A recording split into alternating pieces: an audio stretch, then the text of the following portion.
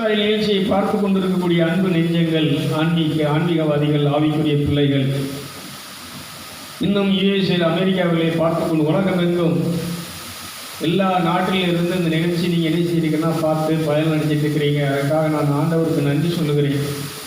இந்த நிகழ்ச்சி என்னுடைய ஒரே ஒரு கடவுளுடைய சித்தத்தையும் அவருக்கு நீங்கள் நன்றி சொல்லி, நீங்கள் என்னை வழி நடத்துங்கப்பா, நீங்கள் என்ன வழி நடத்தி செல்லுங்க, உங்கள் சித்தம் என்கிட்ட நடக்கட்டும் அப்படின்னு யாரெல்லாம் ஒப்பு கொடுக்குறாங்களோ அவங்கள தேவன் வழி நடத்துகிறார். முதலாவது என்னை இந்த அளவுக்கு படைத்து எனக்கு இப்படி ஒரு நல்ல ஆரோக்கியத்தை, உடலை கொடுத்து, உயிரை கொடுத்து, ஒரு நல்ல ஜீவ ஆத்மாவை கொடுத்து, எனக்கு பல நன்மைகளை நீங்கள் செஞ்சுருக்கிறீங்க. அதுக்கு கோடான கோடி நன்றி. இன்னும் இந்த உலகத்தில் நான் வெற்றியுள்ள வாழ்க்கை வாழ்கிறதற்கு நீங்கள் வழிகாட்ட வேண்டும். இதை அர்ஜுன இனிஷுவானா கிருஷ்ணத்தை கேட்பான், கிருஷ்ணா எனக்கு நீ தான் வேணும், உன் வழிநடத்தலாம் வேணும், நீ எனக்கு தேரவட்டியாக வந்தால் போதும். இதை பாண்டவர்கள் யாரை கேட்குறாங்கன்னா கிருஷ்ணனை கேட்குறாங்க. ஆனால் கௌரவர்கள் யாரை கேட்டாங்கன்னா உன் படையை கொடுன்னு கேட்டாங்க. படை இருந்தால் தான் என்ன செய்யலாம், இந்த பாண்டவர்களுடைய படையை என்ன செய்யலாம், அழித்து ஒழிக்கலாம்னு சொல்லி படையை கேட்குறாங்க. அதே மாதிரி தான் இன்றைக்கி எல்லோரும் என்ன செஞ்சுருக்கிறாங்கன்னா ஆசீர்வாதத்தை கேட்டுருக்கிறாங்க. எனக்கு ஆசீர்வாதம் இருந்தால் போதும், ஆசீர்வாதத்தை தந்தால் போதும். ஆசீர்வாதத்துக்காக ஓடுற ஒரு கூட்டம் அழிஞ்சு போகும். ஏன்னா அந்த மண்ணும் விண்ணும் ஒழிஞ்சு போகும். அந்த தேவனுடைய வார்த்தை மட்டும் என்ன அழியாது. கைதுக்கு ஆண்டவர் நன்றி சொல்கிறேன்.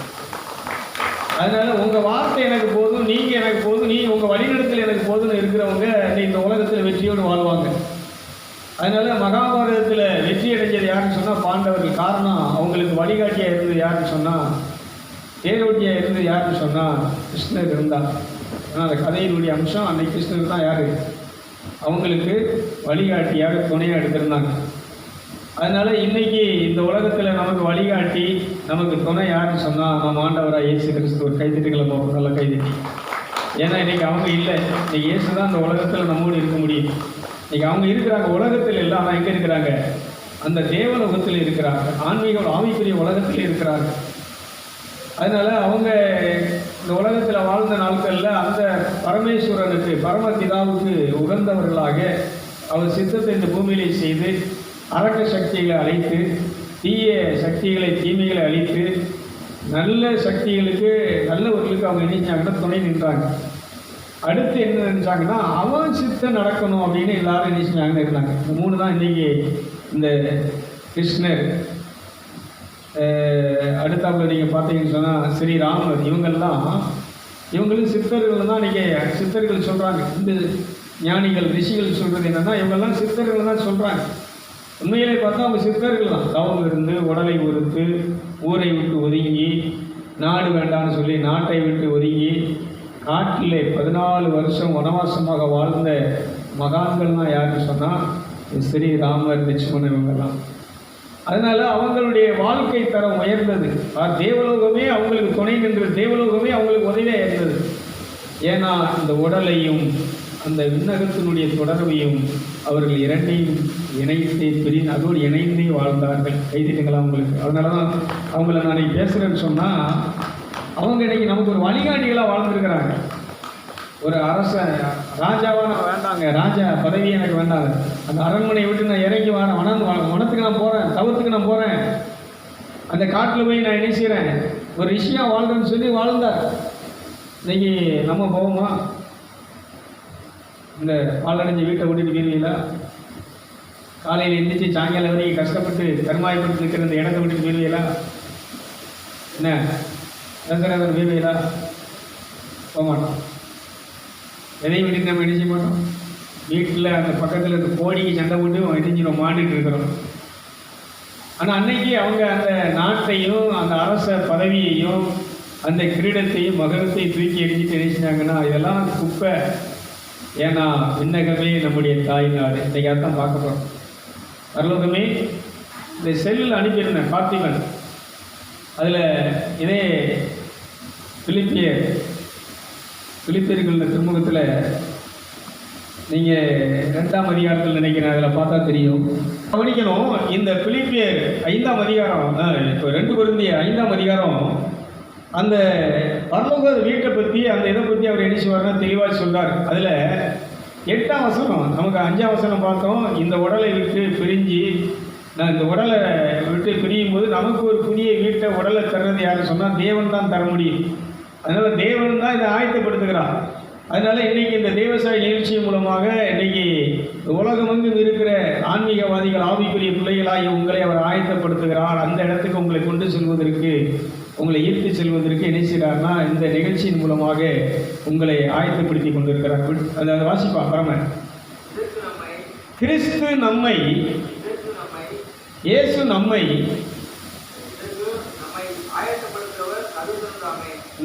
ஆயத்தப்படுத்துகிறவர் சர்வேஸ்வரன் தாமே. அவரே நம்மை இஸ்பிரித்துவிலும், நமக்கு இஸ்பிரித்துன்னு சொன்னா பரிசுத்த ஆவியானவரே அச்சாரமாய் தந்திருக்கிறார். மண் வீடா, நல்லா கவனிச்சுக்கோங்க. மண் வீடாகிய இந்த சரீரம், மண் வீடு, இந்த மண்ணிலிருந்து செய்யப்பட்ட இந்த மண் வீடாகிய இந்த சரீரம், சரீரத்தில் இருக்கும் அனைத்தையும் மோட்சத்திலே புது வீடு, நல்லா கவனிச்சுக்கோங்க, மோட்சத்திலே புது வீடாகிய அறியாமையில், அருகிலுமா அறியாமையிலும், அழியாமையிலும், நல்லா கவனிச்சுக்கோங்க, கொஞ்சம் நல்லா வாசிப்பா.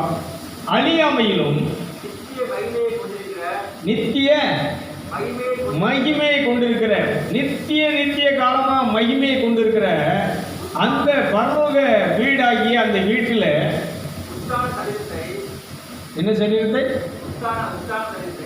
உத்தான சரீரத்தை, அதாவது அழியாத ஒரு சரீரத்தை உடுத்திக் கொள்ள எல்லோரும் ஆசைப்படுகிறோம். எல்லாருக்கும் ஆசை இருக்கா இல்லையா? எனக்கு அழியாத ஒரு சரீரம், அந்த பரலோக வான் வீட்டில் உள்ள சரீரத்தை எல்லாருக்கும் ஆசை இருக்கா இல்லையா? அது வேணும்னு ஆசை இருக்கா? ஆசை இருக்குன்னு கொஞ்சம் கை வைத்துங்களை பார்ப்போம். இருக்கா? எல்லாருக்கும் என்ன இருக்கு? இந்த சரீரத்தை யாரும் தர முடியும்னா இயேசுனார் தான் தர முடியும். இந்த 33 தேவர்களோ, இந்த அந்தோனியாரோ, இந்த மாதாவோ, அவங்கெல்லாம் என்ன செஞ்சாங்கன்னா இந்த சரீரத்தை இயேசுவிடத்திலிருந்து பெற்று இந்த மாதிரி நீங்கள் வாழணும்பா, இந்த மாதிரி சரீரத்தை பெற்று நாங்கள் இருக்கிற அந்த விண்ணுலகத்தில், தேவலோகத்தில் நீங்களும் வர வேண்டும் சொல்லுகிற தாய் தான் அன்னை மரியா. கைதிட்டுகளை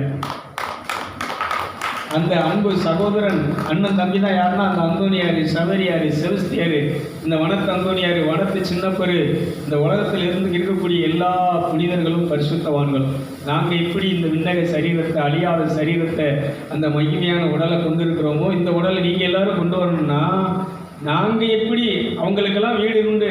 சவரியாரெல்லாம் ஒரு ராஜா வீட்டுக்குள்ள, அடுத்து இந்த நாட்டை ஆளக்கூடிய அரசன், இளவரசனாக இருந்தவர் நினைக்கிறார்னா இந்த இயேசுவை ஏற்றுக்கொண்டு இந்த பரலோகத்தினுடைய மேனி, பரலோகத்தினுடைய வீடு வேணுங்கிறதுக்காக ராஜ்யத்தை துறந்து, அவங்க அப்பா சொல்றாரு, எங்களை விட்டுட்டு அந்த ராஜ்யம் வேணும், அந்த கடவுள் தான், இயேசு தான் வேணும்னு போறான்னா எல்லாத்தையும் அவுத்து போட்டு இணைச்சி, அந்த ராஜ்ய உடையெல்லாம் அவுத்து போட்டு உடுத்தின துணியோடு துண்டோடு இணைச்சிச்சவர்னா இந்த இயேசுக்காக எல்லாத்தையும் துறந்து வந்த ஒரு துறவி. கைதிகளை சவரியா இருக்கு. அதனால இன்னைக்கு இந்த சவரியார் இருந்த இடம் பாருங்க, அதான் மனப்பாட்டில் உங்களை கூட்டிட்டு போனோம்ல, நீங்கள் உங்களுக்கு தெரியும். பிரசனம் அங்கே நினைச்சது, அவர் இருந்த இடத்துல, தியானம்னு இடத்துல அந்த இறை அருள் பிரசனம் இன்னைக்கும் அந்த இடத்துல நிறைஞ்சிருக்கிறது. இன்னைக்கும் அந்த பிரசனம் ஆராய் நினைச்சிட்டு பெருக்கெடுத்து ஓடிட்டு இருக்கு. இன்னைக்கும் அந்த இடத்துல நம்மளை மயக்கி தேவன் என்று ஈர்த்து கொண்டு இருக்கிறது. பிரைசலா. விட்டதில் வாசி பரம. ஆகிலும் எல்லோருக்கும் இந்த பாக்கியம் கிடைக்காது. நீ கோயிலுக்கு போகிற, சாமி கூட போகிற, புண்ணிய ஸ்தலங்களுக்கு போகிற, கிராய் விட்டுத, 25 கிராயை விட்டு சோறு இங்கே இணைச்சிட்டு ஊரோடு உட்காந்து சாப்பிடுத, இதெல்லாம் இந்த வயிற்றுக்கு என்ன உண்டு, பிரயோஜனம் உண்டு. ஆஹா நல்லா இருந்துச்சு, சாப்பாடு நல்லா இருந்துச்சு, கோயிலில் கிராய் விட்டணும், கோயிலில் இருந்துச்சு, சாப்பாடு வாங்கி போட்டோம், நீ பெருமையாக சந்தோஷமாக இருக்கலாம், பெருமையாக பேசிக்கலாமே வெளியே.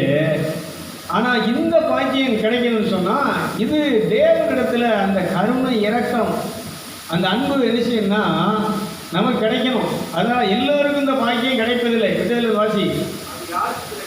அது யாருக்கு கிடைக்கும்? மரண தருவத்திலே, சாகிற நேரத்தில் கூட, நீ மரண தருவாயில கூட விசுவாசத்தினால், யார் மேல? இயேசுவின் மேல எனக்கு இந்த இடத்த கொடுக்கறதுக்காகத்தான் இயேசுவே நீர் என்ன செஞ்சீர்? சிலுவையில் பலியானீர், எனக்காகத்தான் நீர் வந்தீர், எனக்காக பாடுபட்டீர், எனக்காக ரத்தம் சிந்தினீர், எனக்காக மரித்தீர், எனக்காக உயிர்த்தீர். எதுக்குன்னு சொன்னா, அந்த பரலோக வீட்டில் எனக்கு ஒரு இடத்த கொடுக்கறதற்கு, இந்த அழிஞ்சு போன மகிமையான சரீரத்தை மீண்டும் திருப்பி தருவதற்கு, செத்து போன ஆன்மாவை உயிர்ப்பிக்கிறதற்கு எனக்காக வந்தே பாடுபட்டேன் என்று தேவன் மேல் உனக்காக மனிதனை அவதரித்த மேல் விசுவாசம் வைக்கும்போது விசுவாசத்தினால் விருப்பத்தினாலும் சேசு கிறிஸ்து நாதரை இயேசுவை முதலே சொன்ன இயேசுவை இயேசுநாதரை ஆடையாக, இந்த சட்டையாக, இந்த சால்வையாக தரித்துக் கொள்கிறவர். கைதுகளை பார்ப்போம். ஹலோ, இந்த சட்டையை போடாமல் வெளியில் என்ன செய்ய மாட்டோம்? போக மாட்டோம். ட்ரெஸ் இல்லாமல் வெளியில் போவீங்களா? விளங்குதா விளங்கலையா? இது மாதிரி அவரோடு நான் போகிறேன், இயேசுவோடு நான் போகிறேன், இயேசு என்னை கூட்டிகிட்டு போகிறாரு, இயேசு என் வழிகாட்டியாக இருக்கிறார், இயேசு எனக்கு துணையாக இருக்கிறாரு. இந்த சட்டையை போட்டுட்டு போகிற மாதிரி எப்பொழுதும் நான் தனிமையில் அல்ல. ஏன்ட்ட எல்லாரும் கேட்பாங்க, பிரதர் எப்படி இருக்கிறீங்க? ஆண்டவர் நல்லா வச்சிருக்கிறாரு. கூட யார் இருக்கா? ஜீசஸ் இருக்கிறார், பரலோக கூட்டமே கூட இருக்கு. அதனால நீ எல்லாத்தையும் விடும்போது, இன்னொன்று சொல்கிறேன், எல்லாரும் என்னை விட்டுட்டு போயிட்டாங்க, எல்லாரும் என்னை கை விட்டுட்டாங்க, நான் இன்னைக்கு தனியாக தான் இருக்கிறேன், ஒருத்தர் எனக்கு இல்லை அப்படின்னு சொன்னால் நீங்கள் பாக்கியவான்களாக இருப்பீர்கள். கைதிகளை பார்ப்போம். எல்லாரும் விட்டுட்டு போனால் தான் யார் உங்க கூட இருப்பா? எல்லாரையும் விட்டுட்டு போனவங்க தான் என்ன செஞ்சாங்கன்னா கடவுளோடு இருந்தார்கள். கைதிகளை பார்ப்போம். அதனால என்னை விட்டுட்டு போயிடுவாங்கன்னா போட்டோம், போகிறது ரொம்ப நல்லது. விளங்குதா விளங்கலையா? என்ன கைவிட்டுட்டாங்கன்னா இதான் நல்லது. சாமியார் என்ன கைவிட்டாங்கன்னா அது ரொம்ப நல்லது. அதனால தான் நான் கடவுளோடு என்ன செய்கிறேன். இல்லைன்னா அவங்க கூட இந்த பூசைக்கு உதவி செஞ்சுட்டு அவங்க சொல்லக்கூடிய செவமலையிலே செவங்களை சொல்லி இன்னைக்கு அவங்க கூட தான் அலையணும். இன்னைக்கு நம்மளை விட்டுட்டு போனதுக்கு ஒரே பெரிய விஷயம் என்னன்னா நம்ம நன்றி சொல்லணும். ஏன்னா இன்னைக்கு நான் கடவுளோடு இருப்பதற்கு, கடவுளை சார்ந்து இருப்பதற்கு அவங்க விட்டுட்டு போனதான் எனக்கு பேர் உதவி. விட்டதில் வாசி பார்ப்போம். இதுவே நல்லா கவனிச்சுக்கோங்க. இந்த வஸ்திரத்தை நம்ம தரிச்சு கொள்கிற மாதிரி இயேசுவை தரித்து கொள்ள வேண்டும். பிலிப்பியரில் அழகாக என்ன செய்கிறாருன்னா, அந்த 2 கொரிந்தியரில் 5:8 இந்த மொழிபெயர்ப்பில் தான் இவ்வளவு விளக்கமாக இருக்குது. இப்போ நீங்கள் வச்சுருக்க பைபிள்லாம் இது இருக்காது. அதனால் இது நீங்கள் படித்து பார்த்தீங்கனாலும் இது பார்த்தாலும் நிச்சயம் இது இருக்காது. அதனால இந்த அவங்களுக்கு வாட்ஸ்அப்பில் அனுப்பியிருந்தேன் ஒரு சிலருக்கு. அதில் சொல்கிறாரு, நீங்கள் ஒரு ஆடையை தரித்து கொள்கிற மாதிரி ஜீசஸை இயேசுவை நீங்கள் என்ன செய்ய வேண்டும்? தரித்து கொள்ள வேண்டும். விட்டு வாசி பார்ப்போம். இதுவே அந்த கல்யாண வீட்டுக்கு, பரலோக விருந்துக்கு, கல்யாண வீட்டுக்கு அழைக்கப்பட்டதற்கு நாம் எப்படி இருக்கிறோம்? ரைசலா, இதற்கு நாம தயாரா இருக்கிறோம். அந்த பரலோக வீட்டுக்கு, வான் வீட்டுக்கு, அந்த தேவலோகத்துக்கு நம்ம போறதுக்கு எப்போ தயாரா இருக்கிறோம்னு சொன்னா, இந்த இயேசுவை ஆடையாக தரித்துக் கொள்ற ஒரு நிலைக்கு வரும்போது, இந்த வஸ்திரம் இல்லாதவன் சர்வேசனுடைய சமூகத்திலே நிர்வாணமாக இருக்கிறான். நல்லா கவனிச்சுக்கோங்க. நீ என்ன இன்னைக்கு கோயிலுக்கு பட்டு கூட உடுத்தி நம்ம எல்லாரும் நினைச்சிடும், நல்ல பட்டு சட்டை போட்டு பட்டி வேஷ்டி உடுத்தி எல்லாரும் கோயிலுக்கு வந்திருக்கிறோம். ஆனால் நீ எத்தனை பட்டு வேஷ்டி, எத்தனை லட்சத்து கோடிக்கு நீ ட்ரெஸ் பண்ணியிருந்தாலும் இந்த வஸ்திரம் இல்லை அப்படின்னு சொன்னால் நீ அங்கே யாரு? வஸ்திரம் இல்லாத ஒரு நிர்வாணி. அதனால இது அழகா சொல்றாரு. அதனால நீங்க நல்லா கவனிச்சுக்கணும். நம்முடைய குடியிருப்பு இங்க இல்லை. நம்முடைய குடியிருப்பு எங்க இருக்கு? பரலோகத்தில், தேவலோகத்தில் இருக்கிறது. இங்க எவ்வளவு நாள் இருக்க போறோம்? கொஞ்ச நாள் இல்லை, கொஞ்ச நாள். ராத்திரி படுத்துட்டு காலையில் எந்திக்குமாங்கிறதுக்கு என்ன கிடையாது? சொல்லுங்க, கிடையாது. அதனால நாளை நம்முடைய சொந்தம் அல்ல, நாளைய தினத்தில் நான் இருப்போம் என்பது நிச்சயம் அல்ல. அதனால நாம இன்னொரு நிச்சயம் நமக்கு இருக்கு. இங்கே இருந்து இந்த உடலை விட்டு இன்னைக்கு இப்போ நான் போனாலும் எனக்கு ஒரு குடியிருப்பு, எனக்கு ஒரு நிலையான வீடு எங்கே இருக்குன்னு சொன்னால் பரலோகத்தில் இருக்க அந்த வீட்டை இயேசுவானவர் எனக்கு என்ன உண்டாக்கி வைத்திருக்கிறார். நான் போய் உங்களுக்கு ஒரு ஸ்தலத்தை ஆயத்தமாக்கி வைத்திருக்கிறேன். அதனால ஆன்மீக வாழ்க்கை என்பது, ஆவிக்குரிய வாழ்க்கை என்பது ஏதோ சர்ச்சில் போய் சும்மா சாமியை முடிட்டு கிராயை வெட்டி, அதாவது நல்லா போடுறாங்க. 25 கிராயை வெட்டினோம், 30 மூட அரிசியை என்ன செஞ்சோம்? பொங்கி ஊரோடு நாங்கள் என்ன செஞ்சோம்? பொங்கி சாப்பிட்டோம், ரொம்ப நல்லா இருந்துச்சு. இதெல்லாம் நல்லா இருக்கு, சாப்பிட்றதுக்கு நல்லா இருக்கு. ஆனால் அந்த விருந்துக்கு, அந்த பரலோக விருந்துக்கு இயேசுநாள் பிதாவாகிய தேவன் ஆயத்தப்படுத்தின அந்த பரலோக விருந்துக்கு நீ போகணும்னா, நான் போகணும்னா நாம் இயேசுவை ஆடையாக தரித்துக் கொள்ள வேண்டும் என்பதை இந்த பிலிப்பியர் 2 கொரிந்தியர் 5:8 என்ன அழகாய் சொல்லுகிறார். அதனால இதுக்கு ஒரே ஒரு நம்மளை கொண்டு போகக்கூடிய ஒருத்தர் இந்த உலகத்துக்கு மனு அவதாரமாக வந்தார், தெய்வமாக வந்தார், ஒரு நம்முடைய சகோதரன் அண்ணனா வந்தார்னு சொன்னால் அவர் தான் நம்ம ஆண்டவராய் இயேசு கிறிஸ்து. விட்டு வாசி பார்ப்போம். அப்படியேப்பட்டவன் இருளும் பற்கடி, யார் இந்த ஆடை இல்லாதவன், இயேசுவை ஆடையாக தரித்துக் கொள்ளாதவன் அந்த பரலோக விருந்துக்குள்ள போக முடியாது. இன்னும் நாம் இருளும் பற்கடிக்கும் உள்ள நரகம் என்கிற சிறைச்சாலையிலே அடைக்கப்படுவான். நல்லா கவனிச்சுப்பாங்க. வேற ஒன்றும் இல்லைங்க. இந்த தேவசாலை நிகழ்ச்சி உங்களை தேடி எதுக்கு வருதுன்னு சொன்னால், எப்படியாவது நீ என்ன செஞ்சிடணும், இந்த சிறைக்கு போயிடக்கூடாது, இந்த நரகத்துக்கு நீ என்ன செஞ்சிடக்கூடாது, போயிடக்கூடாது. நீ எங்கே வரணும், எங்கே போகணும் சொல்லுங்க. நமக்குன்னு ஆண்டவன் கட்டி வச்சிருக்கிற ஒரு தேவலோகம் இருக்கிறது, அந்த உலகத்துக்கு போகணும். அந்த உலகத்தை பற்றி இன்னும் அழகாக எழுச்சி வர, அதை விட்டு வாசி பார்க்க முடியும். அதை படிச்சிருவோம். அதை வாசிப்பா. இந்த இழி உள்ள சரீரத்தின் பாரத்தால் தவித்து பெருமூச்சு விடுகிறோம். எல்லாரும் இன்னைக்கு என்ன செஞ்சுட்டு இருக்கிறோம், என்ன வீடு இருந்தாலும், என்ன கார் இருந்தாலும், என்ன பணம் இருந்தாலும், படிப்பு இருந்தாலும், வேலை இருந்தாலும், எல்லாரும் என்ன செஞ்சுட்டு இருக்கிறோம், பெருமிச்சு விடுதம்மா சொல்லுங்களேன். பெருமிச்சு விடுதம்மா. விக்கலமக்கா பிறந்ததுலேருந்து இன்னை வரைக்கும் என்ன செஞ்சுட்டு இருக்கிறோம், பெருமிச்சு விட்டுருக்காங்க.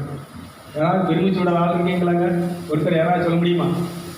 மேரி சார் பெருமிச்சு விடுதேல ஆட்டுதான் போட்டு கன்னியாஸ்திரி துறைவி எல்லாருமே என்ன செஞ்சுட்டு இருக்கிறோம், பெருமிச்சு விட்டுட்டு இருக்கிறோம். வாசி. ஆகிலும் மரணமானது சுவாபத்துக்கு பொருந்தாததா இருக்கிறதுனாலே, நம்ம சுவாபத்துக்கு மரணம் நினைக்காது, பொருந்ததா இருக்கிறதுனாலே கூடுமாகி மரணத்தை அடையாமல் நித்திய உயிரை தரித்துக் கொள்ள எல்லோரும் விரும்புகிறோம். அதனால போதும். அதனால் நீங்கள் நல்லா கவனிக்கணும். இந்த உடலை, இந்த மேனி, அதான் முதல்ல சொன்ன, உங்கள் உடலை உயிருள்ள பலியாக, பரிசுத்த பலியாக தேவனுக்கு அனுப்பியுங்கள், ஒப்பு கொடுங்கள். அடுத்து இன்னொரு உடல் இப்படி ஒப்பு கொடுக்கும்போது, அதான் சொல்கிறேன், இன்னைக்கு வேளாங்கண்ணிக்கு போகிறவங்க, புண்ணியஸ்தலங்களுக்கு போகிறவங்க, முருகன் கோயிலுக்கு போகிறவங்க, ஐயப்பன் கோயிலுக்கு போகிறவங்க, மாரியம்மா கோயிலுக்கு போகிறவங்களுக்கு நான் சொல்கிறேன், அந்த கோயிலில் போய் நீங்கள் யாரை கூப்பிடணும்னு சொன்னால், அந்த பரலோக தகப்பனை, அந்த கோயிலில் போய் எனக்காக வந்த இயேசுவை நான் உண்மை என்ன செய்கிறேன். இந்த சபரியார் அந்த கோயிலிருந்து இயேசுவை அழைச்சாரு. இந்த சித்தர்கள் மகான்கள் எல்லாம் அந்த குகையிலிருந்து யார் அழைச்சாங்கன்னா, அந்த பரலோக தகப்பனை, விண்ணையும் மண்ணையும் படைச்ச அந்த இறைவனை அழைச்சார்கள், அழைத்தார்கள். கைத்திட்டங்களை பார்ப்போம், நல்ல கரங்களை தட்டி. ஆனால் நீ போய் காளியம்மாவை கூப்பிட்டு இருக்கிற, மாரியம்மாவை கூப்பிட்டு இருக்கிறானா, அந்த காளியம்மா மாரியம்மாலாம் அந்த கோயிலில் யாரை கூப்பிட்டாங்க, யாரை கூப்பிட்டாங்க, படைச்சவர் அந்த பரமேஸ்வரனை. முருகன் எடுத்துக்கோங்க, இப்போ ஸ்ரீராமர் எடுத்துக்கோங்க. அவர் அந்த கடல் வழி, கடலில் வழி வேணும், கடல் எரிச்சணும், வழி தண்ணியை மறைஞ்சி வழி கிடைக்கணுங்கும் போது அவர் தியானத்தில் உட்காந்துருப்பார். அவர் கடவுளாக இருந்தால் அவர் இன்னைக்கு அவர் சொல்கிறாரு, 1 2 பழக்கிறதுக்கு நீ கடலே இல்லாமல் ஆக்க எனக்கு சக்தி இருக்குது, இறைவனுடைய ஆற்றல் இருக்குது. ஆனால் கடவுள் இணைஞ்சிருக்கிறாருன்னா அவருடைய வழிநடத்தலை, அவருடைய சித்தத்தை நான் அறிஞ்சிருக்கிறதுனால ஓன்ட்ட நான் இணைச்சிறேன், பிரார்த்தனை பண்ணுறேன், ஓன்ட்ட இணைச்சிறேன், எனக்கு ஒரு வழியை நீ இணைச்சி உருவாக்கி தான் உட்கார்ந்துருக்கிறேன். ஆனால் நீ பதில் சொல்லாதனால இப்போ என் காண்டிபத்தை எடுத்துவோம், கடல் மேலே அடித்தோன்னா அந்த கடல் இணைஞ்சிடும், தண்ணி பூரா இணைஞ்சிடும், ஒன்றும் இல்லாமல் இணைச்சிடும், வத்தி போயிடும். அப்படியேப்பட்டவர் இணைச்சிறார். நான் தியானத்தில் உட்கார்ந்து அந்த பரலோக தகப்பன் பரமேஸ்வரனுடைய அவரை அழைக்கிறார், நீ எனக்கு சக்தி தான். இந்த கடலை 2 இந்த படைகள் போய் இணைச்சிடும், அந்த அரக்க சக்தியை இராணுவத்தை அந்த ராவணனை இணைச்சிடும், அழிக்கணும். அதனால் அவங்க எல்லாம் என்ன செஞ்சாங்கன்னா, அந்த பரலோக தகப்பன் இடத்துல, படைச்சவர் இடத்துல, பிதாவின் இடத்துல என்ன செஞ்சாங்கன்னா, தவம் பண்ணியவர்கள், தியானம் பண்ணியவர்கள், ஜெபம் பண்ணியவர்கள். இயேசு எப்படி கல்வாரி சிலுவையில் நின்று தவம் பண்ணி அவர் இரத்தத்தையெல்லாம் சிந்தி அந்த தன்னை சிலுவையில் அடித்த பாவிகளுக்காக, துரோகிகளுக்காக அவர் பரிந்து பேசி ஜெபிச்சாரோ, இதே போல் அவங்க என்ன செஞ்சாங்கன்னா அந்த பரலோக தகப்பன் இடத்துல சக்தியை பெற்றவங்க. அவங்களப்பா அந்த இடத்துக்கு போகும்போது என்ன புத்தி வரணும்னா, என்ன அறிவு நமக்கு வரணும்னா, அவங்க யாருடைய உதவியை கேட்டாங்க, யாருடைய சக்தியை பெற்றாங்க, யாருடைய சக்தியினால இந்த மாதிரி அரக்க சக்தியை அழிச்சாங்க, நன்மை செஞ்சாங்க, மக்களுக்கு உதவி செஞ்சாங்கன்னா, அவங்க பேயை ஓட்டினாங்க, நோயை குணமாக்குனாங்க, அந்த சாக கிடக்கிறவங்க உயிரோடு எழுப்புனாங்கன்னா, அந்த பரலோக தகப்பனுடைய ஆற்றல் சக்தி நமக்கு இருக்கிறது. அதனால தான் புதுமை செய்ய ஆற்றல், அற்புதங்களை செய்கிற சக்தி, பேய்களை ஊற்ற வல்லமை, நோய்களை குணமாக்குற வரம், இத்தனையும் இன்னைக்கு ஆவியானவற்றை நீங்கள் உட்காரும்போது, அந்த எஸ்பிரிட்டு சார்ந்தோனர் நீங்கள் பெறும்போது, இந்த இயேசு ரட்சகரை நீங்கள் பெற்றுக்கொள்ளும் போது, இந்த விண்ணக மேனியை அறிந்து கொள்ளும் போது, எல்லா சக்தியும் உங்களுக்குள்ளே எனக்குள்ளே இருக்கு. நீ தொட்டா போதும், நீ வாய் திறந்தா போதும், நீ என்ன பேசுறிய அது நிச்சயம், என்ன நடக்கணும்னு சொல்றிய அது நிச்சயம். ஏன் நீ யார் ஆடையா தரிச்சிருக்கிற? ஜீசஸ் ஆடையா தரிச்சிருக்கிற. உன் வாயில யார் இருக்க, யாருடைய பேர் இருக்கிறது? இயேசுனுடைய நாமம் உன் நெத்தியில் இணைஞ்சிருக்கு. நீ என்னைக்கு இந்த ஆடையை தரிச்சிருக்கிறையோ அப்போ அந்த பிதாவாயை தேவன் நினைச்சிறார்னா அந்த இயேசுனுடைய நாமத்தை உன் நெத்தியிலே தரிப்பித்திருக்கு. நீங்கள் முத்திரையிடப்பட்டிருக்கிறேன். கைதுக்கு என்ன செய்ய? நீ சாதாரண மனுஷர்கள் கிடையாதுங்க, நீ சாதாரண பிள்ளை கிடையாது, சக்தி வாய்ந்தவள். நீ நினைச்சா என்ன செய்ய முடியும்? அவர் கடலை பார்த்து வத்தி போன்னு சொன்னா வத்தி மீறுங்கிற மாதிரி அந்த தரையில தீப்பிடிச்சு எரியுன்னு சொன்னா அந்த வீடு தீப்பிடிச்சு எரியுன்னு சொன்னா அந்த சக்தி அவங்க இந்த காத்து இருந்து அதை நினைச்சாங்கன்னா உண்டாகிக்கிட்டாங்க. தேவலோகத்தில் இருந்து என்ன சொன்னா நடக்குமோ அதே மாதிரி இந்த மண்ணுலகத்திலையும் நடக்கும். நான் என்னைக்கு சொல்றேங்க, இன்னைக்கு காட்டினாரு. இப்போ இந்த தேவசாய நிகழ்ச்சியை பார்க்குற கேட்டுட்டு இருக்கும்போதே அவங்க குடும்பத்தில் அவங்க உடலில் இருக்கக்கூடிய பேய்கள் அந்த சர்ப்பங்களை என்ன செய்யும் இன்னைக்கு காட்டுறாங்க. ஒரு வீட்டில் இருக்கக்கூடிய அத்தனை சர்ப்பங்களும் என்ன செய்யணும் ஓடுது. ஏன்னா இந்த மெசேஜ் இந்த செய்தி எங்கே போக போக போக அவங்க வீட்டுக்குள்ளே இது வரைக்கும் அவங்கள கட்டியிருந்த அந்த தீய சக்திகள் அந்த சர்ப்பங்கள் என்ன செய்ய முடியல, உள்ளே என்ன செய்ய முடியல, இருக்க முடியல.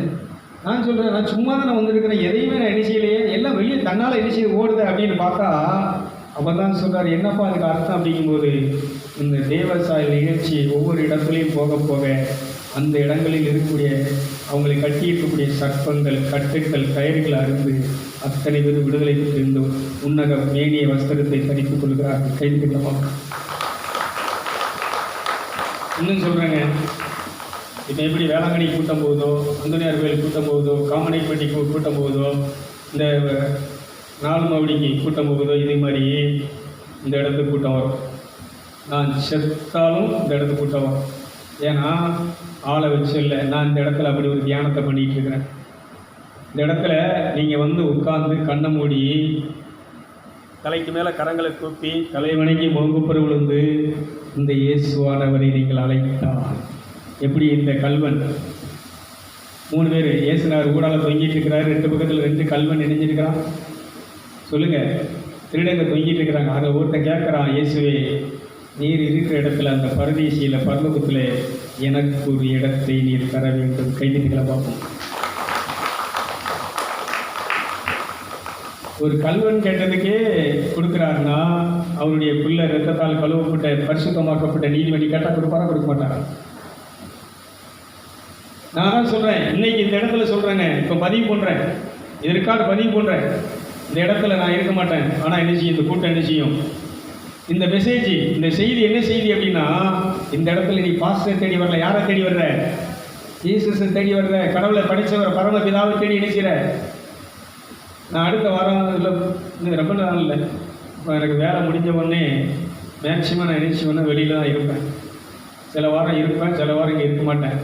இந்த இடத்துல நீங்கள் வர போகிறீங்க, இங்கே வேறு பாஸ்டர்லாம் நினைச்சிக்க மாட்டேன், எனக்கு பதிலாக கொண்டாந்து இங்கே வைக்கல மாட்டேன், நீங்கள் வருவீங்க. இதேமாரி இன்றைக்கி ஞாயிற்றுக்கிழமை உட்காந்து உம்மை நோக்கி பார்க்கின்றே,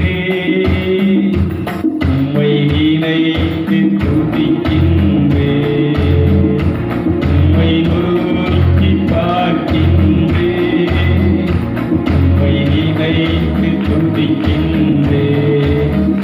இயேசையா ஸ்தோத்திரம், இயேசையா ஸ்தோத்திரம், இயேசையா ஸ்தோத்திரம், இயேசையா ஸ்தோத்திரம், இயேசையா ஸ்தோத்திரம். பார்த்துருக்கிறேன். இன்னைக்கு ஜெபக்கூட்டங்களுக்கு பூரா யாரை தேடி போகிறாங்க? புண்ணிய ஸ்தலங்களுக்கு யாரை தேடி போகிறாங்க? திருச்செந்தூருக்கு யாரை தேடி போகிறாங்க? மாரியம்மா கோயிலுக்கு யாரை தேடி போகிறாங்க? அங்கே இது நடக்குன்னா, அங்கே வேண்டுதல் நடக்குன்னா, இங்கே இயேசுவை தேடி வர்றவங்களுக்கு எல்லாம் நடக்குமா? நடக்கலாம். இந்த சித்தர்கள் அவங்க இந்த கடவுள் பேரை சொல்லி தியானம் பண்ண இடத்துல, தவம் பண்ண இடத்துல அற்புதம் நடக்கு, அவங்களுக்கு நினைச்சது வேண்டுதல் நடக்குன்னு சொன்னா, இங்கே இயேசுவை தியானம் பண்ணிட்டு இருக்கிற, இயேசுவை பற்றி பேசிட்டு இருக்கிற, இயேசு உங்களுக்கு ஜீவனை தர்றாரு, உங்களுக்கு அந்த உன்னதங்களில் அந்த பரலோக வீட்டில் ஒரு வீட்டை உங்களுக்கு உண்டாக்கி வச்சிருக்கிறாரு, உங்க உடலை புனிதப்படுத்தி பரிசுத்தமாக்கி உங்களை எங்கே என்ன செய்றாரு? பரிசுத்தர்களாக, புனிதர்களாக, நீதிமான்களாக பரலோகத்தில் உங்களை சேர்க்கிறாரு சொல்ற அந்த இடத்துல நடக்குமா? நடக்காதா? சொல்லுங்க. நடக்கும். இதைத்தான் சொல்ல வர்றேன். அதனால இன்னைக்கு நைட்டில் உட்காந்து தியானம் பண்ணிட்டு இருந்தேன். இந்த சித்தர்கள் உட்காந்து கடவுளை தியானிச்ச இடத்துல சித்தர்கள் தேடி போகிற இடத்துல நடக்குனா, அந்த புளியமடியில் நடக்குனா, இந்த வேளாங்கண்ணியில் நடக்குனா, இந்த தூயாவி திருத்தலத்தில் என்ன இடம்? தூயாவி திருத்தலத்தில். இங்கே இயேசுவை தேடி வந்து ஒரு அரை மணி நேரம் தியானம் பண்ணிட்டு குடும்பத்தோடு வந்து இப்படி தொழுகை பண்ணிட்டு போனால் அந்த இடத்துல என்ன நடக்கும்? புதுமை, புதுமை, அற்புதம், அறிகுறிகள், பேய்கள் தன்னால் என்ன செய்யும்? தான் காட்டுறாரு. பேயெல்லாம் ஓடுகிறா, எல்லாம் நிறைய சர்ப்பங்கள் இடிச்சுது, கரண்ட் இடிச்சுது, ஓடுது. நான் அந்த இடத்துல தான் பண்ணிகிட்டு இருக்கிறேன். இன்றைக்கி சில சூழ்நிலையினால் இன்றைக்கி இந்த இடம் கொஞ்சம் வெறுமையாக இருக்குது. ரொம்ப நாள் சீக்கிரத்தில் பார்ப்பீங்க இந்த இடம் நினச்சிங்கன்னா நிரம்பி வழி. இன்னும் நான் சொல்கிறேன், இன்றைக்கி நான் அந்த பாடல் ஆராதனை நடத்திட்டு இருக்கும்போது எப்படி இந்த இதில் பார்த்தீங்கன்னா சுற்றி சுற்றி பார்த்துக்கிட்டே இந்த ஓடிட்டு இருந்தேன். இங்கே கண்ணுக்கு எட்டுற தூரம் அங்கே மக்கள் இணைக்கிறாங்க, கிழக்க கண்ணுக்கு எட்டுற தூரம் எங்கிட்ட இணைக்கிறாங்க, இங்கே கண்ணுக்கு எட்டுற தூரம் வரை இணைஞ்சிருக்கிறாங்க. இந்த அளவுக்கு இன்னைக்கு இந்த ஃபேஸ்புக் குரூப்பில் மில்லியன் கணக்கில் என்ன செஞ்சுட்டு இருக்கிறாங்கன்னா, ஒவ்வொரு நாட்டிலையும் உட்காந்து பார்த்துட்டு இருக்கிறாங்க. ஒரு கைதிக்கு ஆண்டவர் கண்டிச்சிங்கள. ஆனால் இன்றைக்கி அந்த கூட்டம் கூடிச்சுன்னா இன்றைக்கி என்ன தூக்கி இணைச்சிருவாங்க? ஏதாவது குறை சொல்லி, ஏதாவது நம்ம மேலே ஏதாவது ஒரு இது பண்ணி இணைச்சிருவாங்க, தூக்கி இணைச்சிருவாங்க, உள்ள வச்சிருவாங்க. ஒரு பரதேசி காட்டுக்குள்ள நடக்கிற இவனுக்கு இவ்வளவு கூட்டமா, இவ்வளவு இந்த இடத்துல இருக்குதா? இன்றைக்கி ஆண்டவர் இணைஞ்சிருக்கிறாருன்னா என்னையும் வெளியில் போடாமல் ஒரு சின்ன ஒரு டைட் பண்ணி என்னை உட்கார வச்சுருக்கிறாரு சொன்ன நான் பார்த்தா யோசிச்சு பார்க்குறேன். இன்றைக்கி அந்தளவுக்கு ஒரு பெரிய லெவலில் பிரம்மாண்டமாக போகும்போது இந்த உலகத்தில் இன்றைக்கி உண்மை ஒரு விஷயத்தை எடுத்துக்கோங்களேன். இன்றைக்கி நம்ம ஜோசப் விஜய் முதலமைச்சராக வந்திருக்கிறார். நல்ல மக்களுக்கு சேவை பண்ணணும்னு மக்களுக்கு பணம்னு பண்ணிகிட்டு இருக்கிறார். இன்றைக்கி எவ்வளோ எதிர்ப்பு இருக்குது தெரியுமா? இருக்கா இல்லையா? எவ்வளோ அவருக்கு பிரச்சனை இருக்குது, எவ்வளோ அவரை இது பண்ணிட்டு இருக்கிறாங்க. காரணம் என்ன? நல்லா ஒருத்தர் சினிமா கோடியாக சம்பாதிச்சு நிம்மதியாக இருக்க வேண்டிய ஆள் இன்றைக்கி அவ்வளவு நிந்தைகள், கஷ்டங்கள், அவமானங்கள். ஏன்னா ஒருத்தர் வளர்றத எதிரிகளுக்கு நிச்சயாது. அதனால் இன்றைக்கி நம்மளை சுற்றி இருக்கிறவங்க அதிகம் பேர் யார் இருக்கிறாங்கன்னா எதிரிகள் தான் இருக்கிறாங்க. அதனால் இதிலிருந்து நம்ம தப்புன்னா ஒரே ஒரு வழி, நம் ஆண்டவராக இயேசு கிறிஸ்துவினுடைய வழி மட்டுமே. பேசலாம் சொல்லுங்களேன். அதனால் இந்த தேவ